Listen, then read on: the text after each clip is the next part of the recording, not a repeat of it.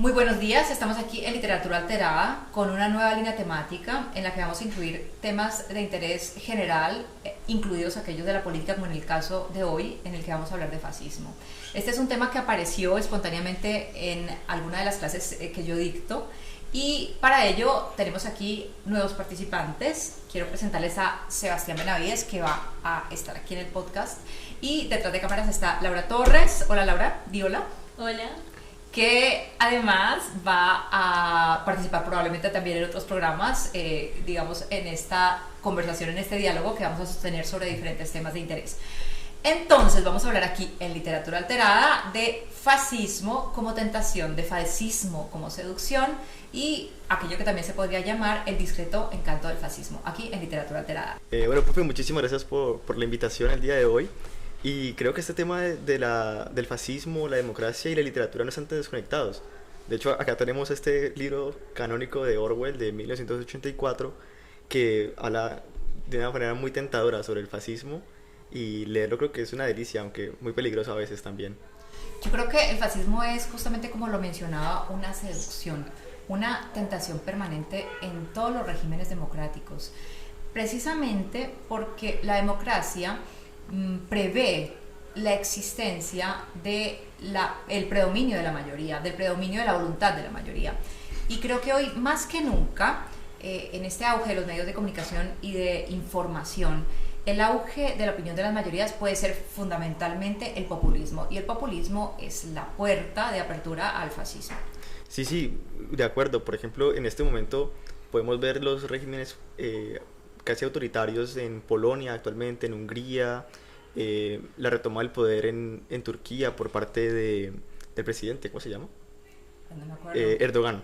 Erdogan y además misógino, tremendo. Y el caso, por ejemplo, de Putin, que es como la vuelta de los zares, ¿no? En esa Rusia antigua. Pero justamente de eso es que yo quiero hablar, porque normalmente el fascismo suele confundirse, en primer lugar, con formas de producción, es decir, suele confundirse con una estructura de tipo económico.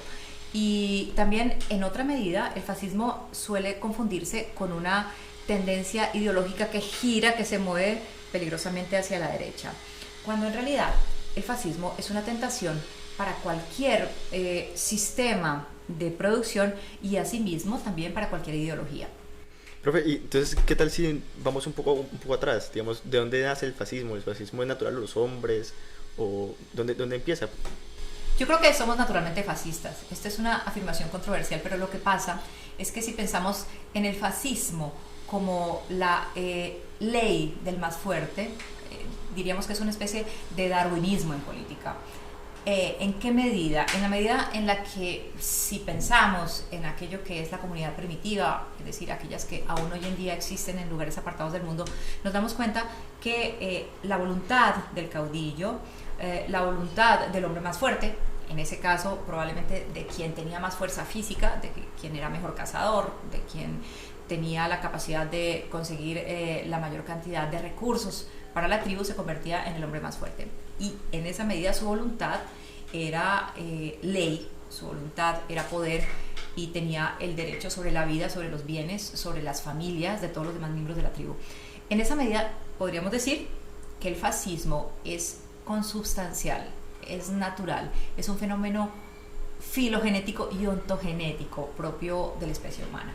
Pero entonces algo pasó con los griegos, ¿no? El inicio de las primeras democracias es en Grecia. Entonces, ¿qué pasa en Grecia para ir en contra del fascismo? Digamos que en Grecia surge una ciudad, una civilización que empieza a concebir, a considerar el ejercicio del poder en otros términos. Por supuesto, estamos hablando no de toda Grecia, sino de Atenas en particular. No hay que olvidar que Grecia era una unión, no era una unión, porque en realidad ese sueño de la Grecia unida nunca se llevó a cabo, un sueño de Temístocles. En realidad, Grecia era una serie de ciudades-estado extendidas a lo largo y ancho del Peloponeso.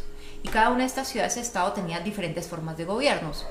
En una de ellas, en particular en Atenas, se constituye, se modela, se llega a la realidad un modelo que es el modelo democrático. Demos, que quiere decir personas, pueblo, y kratos, que quiere decir gobierno.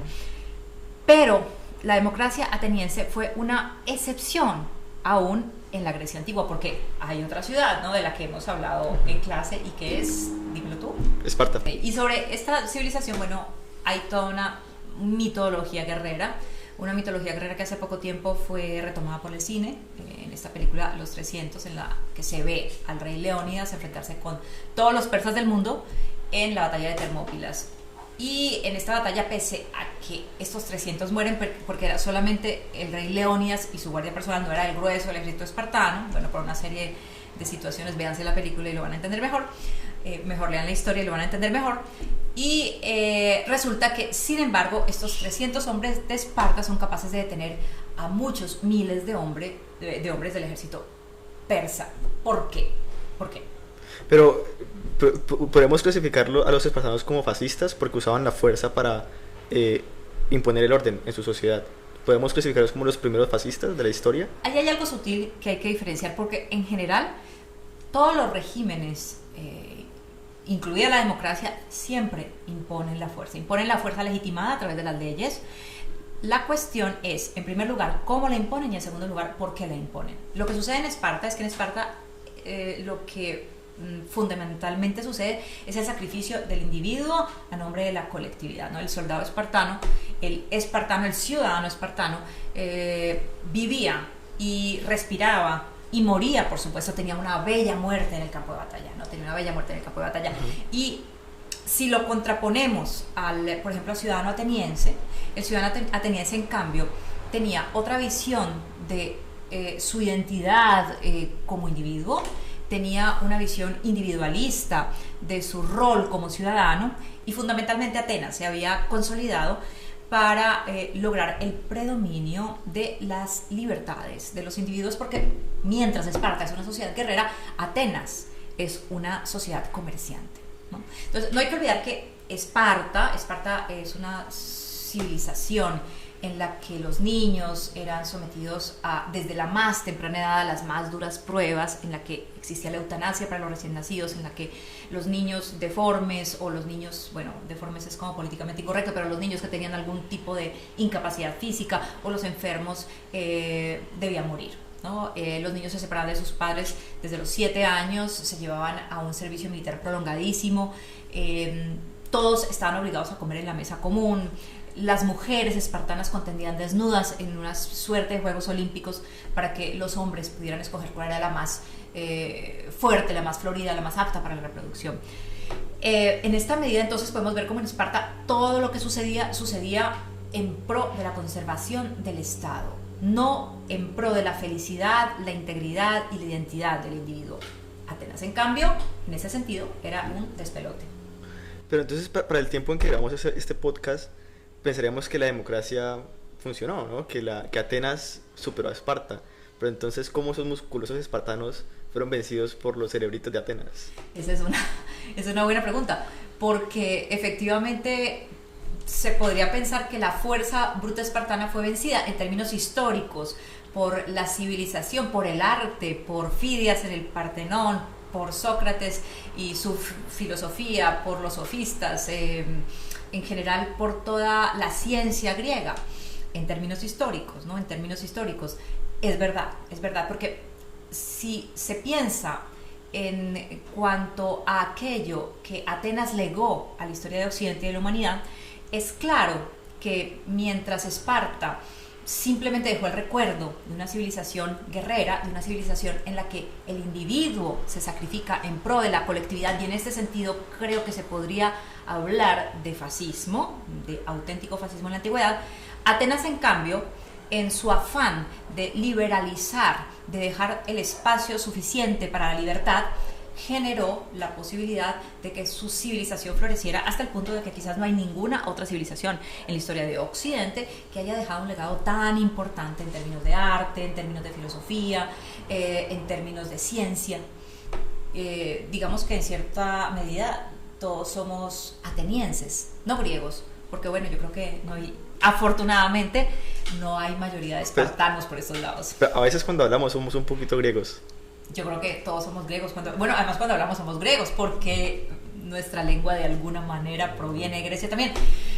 Pero sí, creo que también en todas las democracias modernas y contemporáneas, para ser más exactos, hay una semilla de Esparta. También hay una semilla de Atenas y hay una semilla de Esparta. Pero entonces, ¿cómo definiríamos este concepto de fascismo? Porque en la actualidad se utiliza sobre todo para diferenciar a los regímenes políticos, sobre todo más conservadores, de derecha, y creo que es una palabra que actualmente se usa mal. ¿Podemos definirla desde un concepto histórico o cómo la definiríamos en este podcast? Yo creo que podríamos decir que el fascismo esencialmente, y aquí quiero citar a un pensador italiano que me gusta mucho, que es Norberto Bobbio, es una forma de gobierno o de régimen en la que hay una visión unitaria y monolítica de la identidad social y se evita la dimensión dinámica, es decir, la complejidad, lo heterodoxo, lo caótico, porque se considera que la única forma de gobernar es reducir el desorden implícito de la democracia al orden, a lo monolítico. En esta medida se identifican todas las reivindicaciones sociales con un solo proyecto de nación en el que no hay posibilidad de disidencias, ¿no? Y esto es lo peligroso.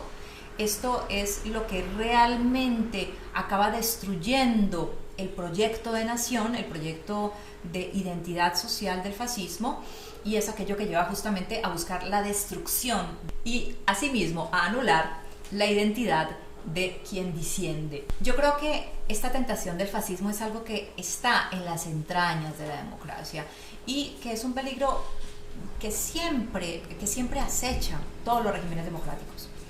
Yo creo que tú tienes unos datos allí muy interesantes respecto a cómo es la democracia en la actualidad y como unos indicadores que nos explican, digamos, al menos con números. Si pensamos o nos hacemos la ilusión de que los números explican bien el mundo, bueno, todos tenemos la ilusión de que los números explican bien el mundo, quizás es una de las mejores formas de pensar que el mundo no es caótico, pero bueno, vamos a esos números. Sí, de hecho, hay un proyecto llamado el proyecto Polity, el cual mide los niveles de democracia en un país. Entonces, nosotros podemos pensar que un país es democrático per se, pero de hecho no es así. Para medir el nivel de democracia, este proyecto, por ejemplo, mide el poder que tiene los legisladores sobre el Ejecutivo, o por ejemplo, el poder que tienen sobre las fuerzas militares. Y un dato interesante es que este proyecto, su estándar mínimo para una democracia es 6 puntos, en una escala del 1 al 10. Y Colombia, por ejemplo, está en el número 7. Entonces podemos pensar que estamos muy cerca de dejar de ser una democracia estable. Aunque Colombia sobresale en un territorio donde la democracia no ha prevalecido mucho, ¿no? Entonces creo que somos una de las democracias más antiguas de la región. Y hemos estado rodeados de dictaduras por todos lados, en Argentina, en Chile. Bueno, lo que pasa es que, yo sí creo que Colombia siempre está allí como en vilo, está a punto de dejar de ser quizás lo que nunca ha logrado ser, que es un país democrático no solamente en la formalidad, sino en la materialidad.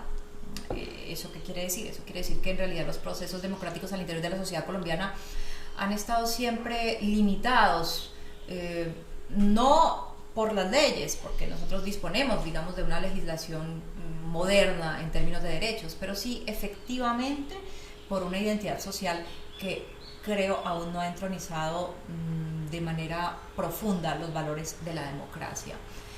Aquí hay un elemento que sería interesante analizar y es precisamente en qué medida el régimen político colombiano ha estado impregnado de paternalismo y de autoritarismo. Y, por ejemplo, hay actualmente un uso que me sorprende porque yo creo que recuerdo haberlo estudiado cuando era niña y quizás era algo que usaban mis abuelos, que es el uso de la palabra patria, el patriotismo. Si se piensa etimológicamente, el patriotismo viene de paternalismo y el paternalismo viene de pater, ¿no? Y hay que recordar qué es el paterfamilias en Roma, en la cultura clásica. El paterfamilias es aquel que tiene derecho de vida y muerte sobre sus familiares, sobre sus esclavos y sobre todo lo que corresponde al dominio familiar. Entonces, hablar de patria no es hablar de los valores y de la identidad de la nación. Hablar de patria es hablar de la defensa de una cierta identidad política que hace referencia a una forma de gobierno que tiene poco que ver con procesos democráticos, con procesos racionales de legitimación del poder, y que tiene mucho que ver con componentes precisamente patriarcales, caudillistas y mesiánicos de representación del poder. Sí, pero cuando yo pienso en un régimen fascista, el primer ejemplo que no pensaría sería Hitler en la Alemania nazi, y también con los regímenes de Franco y esto. Pero parece que podemos pensar que se relegaron a una historia que ya no vuelve, pero cada vez el fascismo es más tentador, o parece muy tentador. ¿Por qué es tentador el fascismo?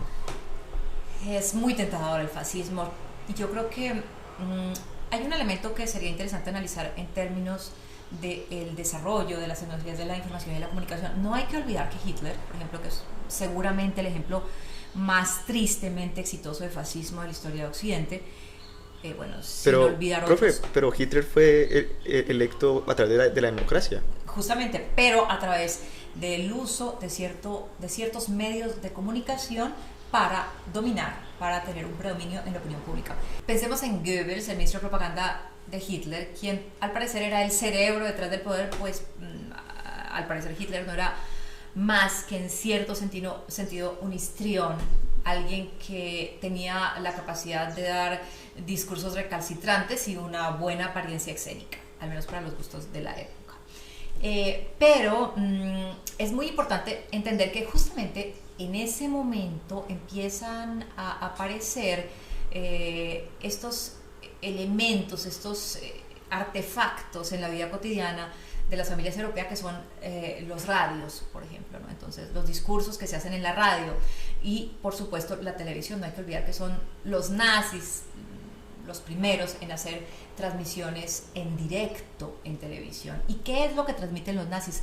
Transmiten esa enormidad gloriosa de las paradas, de esos actos litúrgicos con música de fondo de Wagner, allá en Nuremberg, donde Hitler aparece como un antiguo dios germano, y toda también esta retórica de la imagen, de este símbolo de la esvástica. Si tú piensas, Sebastián, el símbolo de la esvástica es un hallazgo publicitario increíble. ¿Por qué? Pues imagínate esta araña negra en un fondo rojo. Además, la forma en la que la esvástica está constituida lleva su atención hacia el centro, ¿no? Es un signo además antiguo, pero que ellos retoman y lo proponen muy exitosamente. Pensemos, por ejemplo, en las banderas de los demás países, o en toda la simbología de la heráldica europea. Es un símbolo extremadamente simple, pero extremadamente expresivo. Ahora pensemos, por ejemplo, en todos los uniformes del fascismo, ¿no? No hay que olvidar que toda la moda del fascismo, que aún hoy en día invade el cine europeo y el cine internacional, el cine norteamericano también. Estas gabardinas en cuero, estas botas altas, todos los uniformes de las SS, de las horrorosas SS. Era muy atractivo, desde las juventudes hitlerianas hasta el último miembro del ejército alemán. Tenía un uniforme diseñado cuidadosamente para representar poder y fuerza, ¿no? Si ustedes piensan, por ejemplo, los uniformes de las SS o los uniformes de gala del ejército nazi, en esa época eran tan revolucionarios como lo que hoy vemos, por ejemplo, en Star Trek, o lo que vemos en las películas de superhéroes, ¿no? Es muy curioso pensar que ellos se inventaron una retórica de la imagen que permitía que sus adeptos se sintieran como si estuvieran viviendo en una realidad alterna, en una realidad alternativa en la que el poder absoluto era posible, y en el que el predominio, por supuesto, de esa ideología que hablaba de la superioridad de la raza aria y de la inferioridad de los judíos, de los hebreos, de los gitanos y de otras razas del planeta es real.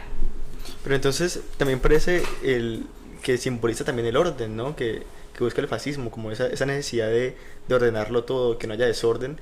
Y la democracia precisamente es lo contrario, es el desorden, es la libertad de opinión, de decir lo que no le gusta al régimen, lo que no le gusta al partido político dominante. Entonces, las personas estarían más predispuestas a querer decir lo que se les da la gana, pero los fascistas quieren controlarlo, o cómo funciona. Yo creo que es que la democracia es fea.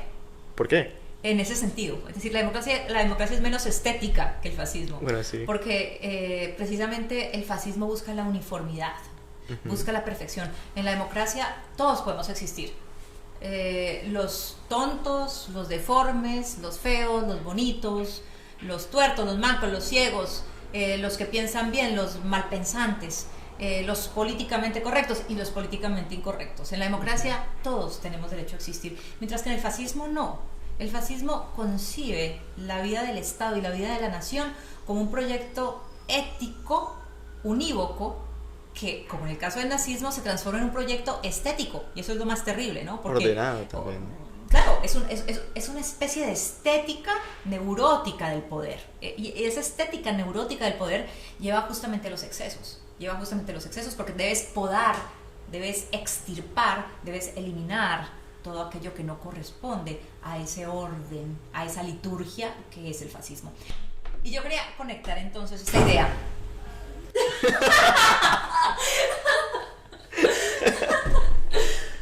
Ahora sí, hablando, en esta casa vamos a empezar a imponer un régimen fascista, porque es que aquí pasa todo el mundo, ladra el perro, cierran puertas, todo el mundo se mueve. No, definitivamente detestamos. El orden sí es importante. El orden es importante en esta casa. Por eso es tan atractivo el fascismo entonces, porque es que la gente necesita el orden. Sí, la gente necesita el orden. Nosotros creemos que el orden es propio de la naturaleza humana. No, es más, nosotros sabemos que el desorden es propio de la naturaleza humana. Claro. Y tendemos a buscar el orden. Y hay quien convive mejor con el desorden y hay quien convive muy mal con el desorden. Yo convivo muy bien con el desorden, quiero aclararlo, ¿no? Ese es el verdadero espíritu democrático, lo caótico. De hecho, desde la física podemos explicar por qué el fascismo nos parece tan atractivo, o por qué esta idea del orden. Desde la segunda ley de la termodinámica, que quienes también lo denominan la ley de la entropía, dice que, bueno, en un sistema aislado, los elementos tienden al caos, ¿no? Infinitamente. Por eso cuando el mundo está en desorden y vemos como algo ordenado, nos parece como maravilloso, nos parece cierta sensación placentera. Y el psicólogo cognitivo Steven Pinker dice, por ejemplo, que la respuesta estética del cerebro puede ser la receptividad a los patrones contraentrópicos que pueden surgir de la naturaleza. Entonces eso es una explicación muy científica del por qué el caos nos parece tan atractivo. O sea, estás diciendo que nos atrae más el caos. El orden. Que el orden nos parece muy atractivo. Sí, justamente hay que hacer una, digamos, llamada de atención sobre un aspecto. Unir dos momentos históricos. El primero, el surgimiento del nacionalsocialismo en Alemania, y por supuesto, bueno, su antecesor, el fascismo de Mussolini en Italia. Pero hablando más puntualmente de aquello que sucedió con Hitler y su ministro de propaganda y la forma en la que presentó, como acaba de explicar, el fascismo como un movimiento no solamente ético, sino también estético, hoy representa de nuevo un gran peligro, ¿no? No hay que olvidar que precisamente después de la Segunda Guerra Mundial todo Occidente se unió en una serie de políticas que incluyeron la creación de la ONU para evitar precisamente la creación y la preeminencia de un régimen de esta naturaleza que volviese a representar un peligro para la seguridad mundial.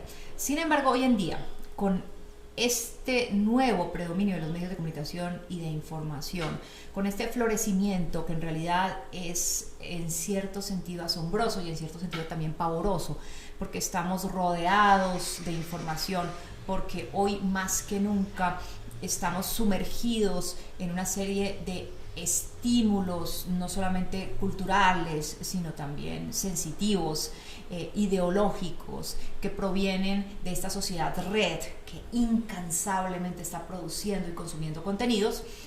el peligro de que la opinión pública sea desviada, que la opinión pública sea usada con fines populistas, es cada vez más grave, y lo vemos, por ejemplo, en lo que estamos hablando hace un momento, aquello que pasó en Estados Unidos con el Capitolio, con el 6 de enero. Exactamente, ¿no? Pues hablando de Trump, por ejemplo. No hay que subestimar el poder del fascismo, porque pensaríamos que las democracias ahora son estables y pueden ser duraderas, esperemos que sí, pero tenemos que tener en cuenta que hay un historiador llamado Samuel Huntington, que él organiza la historia de la democracia en 3 olas, ¿no? Que la democracia no ha sido constante a lo largo del tiempo, sino que ha tenido 3 momentos. O sea, el primero puede ser la llegada de la democracia a Estados Unidos, la segunda, y esa ola descendió tremendamente, precisamente con la llegada del fascismo, con este momento, con Hitler, con Mussolini, con Franco también.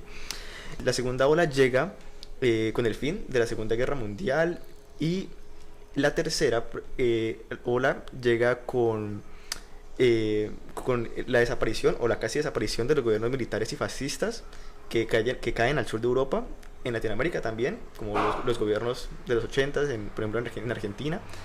En Colombia no hemos tenido ese tipo de regímenes totalitarios, aunque a veces pareciera que se disfrazan a veces. Sí, los hemos tenido. Lo que pasa es que hay muchos lobos disfrazados de ovejas, claro, a nuestro alrededor. Entonces, sí, hay que tener mucho cuidado con esto, con los nuevos conceptos de fascismo, ¿no? Porque podemos pensar que los regímenes fascistas son aquellos que se toman el poder a partir de las armas.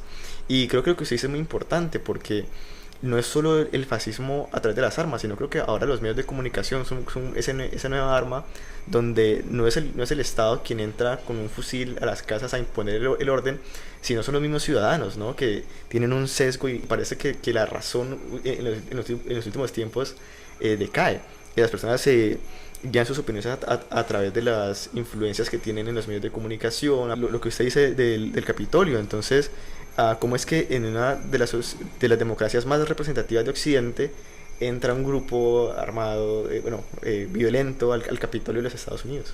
Sí, es decir, justamente esta polarización, ¿no? este situarse en los extremos, es algo que está evidentemente facilitando las redes sociales, ¿no? Precisamente el poder de Twitter, que es realmente increíble, ¿no? Porque realmente en Twitter estás enviando exclusivamente slogan, es decir, ¿en qué medida hoy la política se hace solo a partir de slogan, ¿no? De slogan que desvirtúan, que acusan, que mienten, que invaden, que empujan la opinión pública hacia un extremo o hacia otro extremo?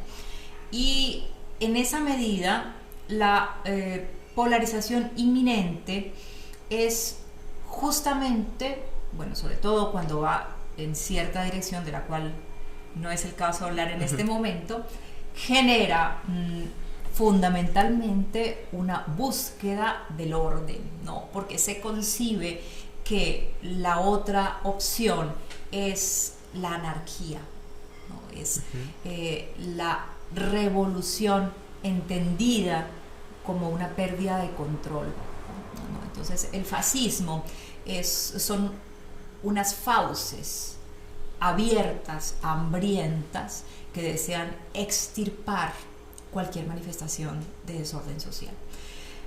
Justamente entonces, yo creo que ya para cerrar este podcast, creo que lo más importante es entender que el fascismo no es un fenómeno contemporáneo, que no es un fenómeno de naturaleza exclusivamente gubernamental o de naturaleza exclusivamente procedimental, sino que es una manifestación de una cierta identidad social que pretende reconducir al individuo al sacrificio por un bien colectivo. Este bien colectivo además es unívoco, es un bien colectivo que no prevé el disenso, es un bien colectivo que busca fundamentalmente una serie de objetivos que no prevén la existencia del enemigo, ¿no? Porque no hay que olvidar que la democracia es el sistema que garantiza y debe garantizar la existencia del enemigo. Una democracia que mata a el disenso, una democracia que elimina al enemigo, no es una democracia por antonomasia. Así que cualquier teoría que propenda por concebir la eliminación de una cierta categoría de personas que ideológicamente piensan de un modo diferente, o una cierta categoría de personas que no están de acuerdo con el régimen político que en ese momento está en el poder, es un régimen que tiende al fascismo, aun cuando haya sido elegido democráticamente. Bueno, yo creo que esto es todo por hoy. Nos despedimos de ustedes. Gracias, Sebastián, por estar por acá conmigo. A usted, profe, por la invitación. Muy bien, espero que sigamos en esto de hacer esta nueva línea de podcast. Y nos vemos próximamente aquí en Literatura Alterada. Chao.